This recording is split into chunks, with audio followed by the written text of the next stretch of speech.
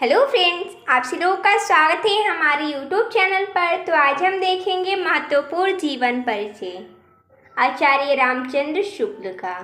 तो देखिए दोस्तों, जैसा कि हम इस वीडियो में आचार्य रामचंद्र शुक्ल का जीवन परिचय देखेंगे, जो कि बहुत महत्वपूर्ण है और ज़्यादातर परीक्षाओं में पूछा जाने वाला जीवन परिचय है। जैसा कि हमने यहाँ पर लिखा है, ये 2014 से लेकर 24 तक लगातार परीक्षाओं में पूछा गया है। तो चलिए देखते हैं और समझते हैं जीवन परिचय आचार्य रामचंद्र शुक्ल का। हिंदी के प्रतिभा संपन्न मूर्धन्य समीक्षक एवं युग प्रवर्तक साहित्यकार आचार्य रामचंद्र शुक्ल का जन्म सन 1884 ईस्वी में बस्ती जिले के अगोना नामक ग्राम के एक संप्रभान परिवार में हुआ था। इनके पिता चंद्रबली शुक्ल मिर्जापुर में कानूनगो थे। इनकी माता अत्यंत विदुषी और धार्मिक थी।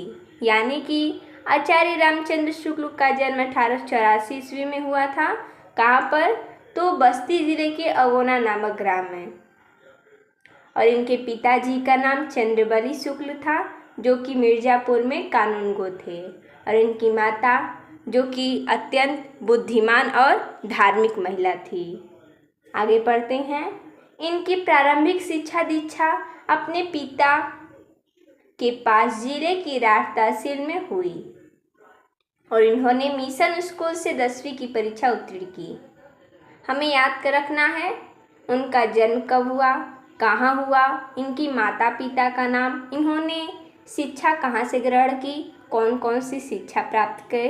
तो जैसा कि इन्होंने मिशन स्कूल से 10वीं की परीक्षा उत्तीर्ण की थी, गणित में कमज़ोर होने के कारण ये आगे नहीं पढ़ सके।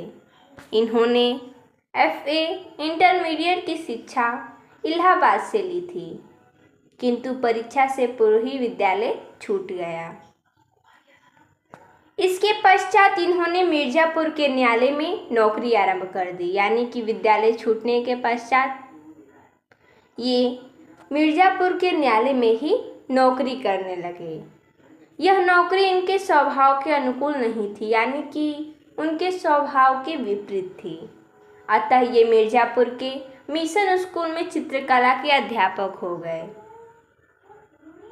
इसके पश्चात ये मिर्जापुर के मिशन स्कूल से इन्होंने 10वीं की परीक्षा उत्तीर्ण की थी। उसी स्कूल में ये चित्रकला के अध्यापक बन गए। अध्यापन का कार्य करते हुए इन्होंने अनेक कहानी, कविता, निबंध, नाटक आदि की रचना की।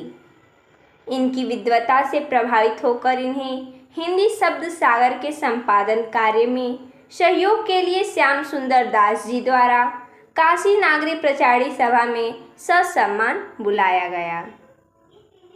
इन्होंने 19 वर्ष तक काशी नागरी प्रचारी पत्रिका का संपादन भी किया। हमें याद रखना है 19 वर्ष तक, ये समय काल बहुत ही इम्पोर्टेंट है। 19 वर्ष तक काशी नागरी प्रचारी पत्रिका का संपादन भी किया। कुछ समय पश्चात इनकी नियुक्ति काशी हिंदू विश्वविद्यालय में हिंदी विभाग के प्राध्यापक के रूप में हो गई और श्याम सुंदर दास जी के अवकाश प्राप्त करने के बाद ये हिंदी विभाग के अध्यक्ष भी हो गए थे। स्वाभिमानी और गंभीर प्रकृति का हिंदी का यह दिग्गज साहित्यकार सन 1941 ईस्वी में स्वर्गवासी हो गया। यानी कि इनका निधन कब हुआ था? तो सन 1941 ईस्वी में। जैसा कि हमने इनका जीवन परिचय पढ़ा और इनकी रचनाएं भी हैं, जो कि बहुत ही महत्वपूर्ण हैं और सभी परीक्षाओं में, चाहे वो बहुविकल्पीय प्रश्न हो या प्रश्न हो, ज़्यादातर प्रश्न बनते हैं इनके जीवन परिचय से। जैसा कि रचनाएं, शुक्ल जी एक प्रसिद्ध निबंधकार, निष्पक्ष आलोचक, श्रेष्ठ इतिहासकार और सफल संपादक थे। इनकी रचनाओं का विवरण निम्नवत है। जैसा कि निबंध है चिंतामणि, इनका 2 भाग है चिंतामणि का, तथा विचार विधि। आलोचना है रश्मिमांस, त्रिवेणी, सूरदास, ये तीनों ही बहुत ही महत्वपूर्ण है। इतिहास में हिंदी साहित्य का इतिहास। संपादन इन्होंने किया है जायसी ग्रंथावली, तुलसी ग्रंथावली, भ्रमर गीतसार, हिंदी शब्द सागर और काशी नागरी प्रचारी पत्रिका का कुशल है संपादन किया।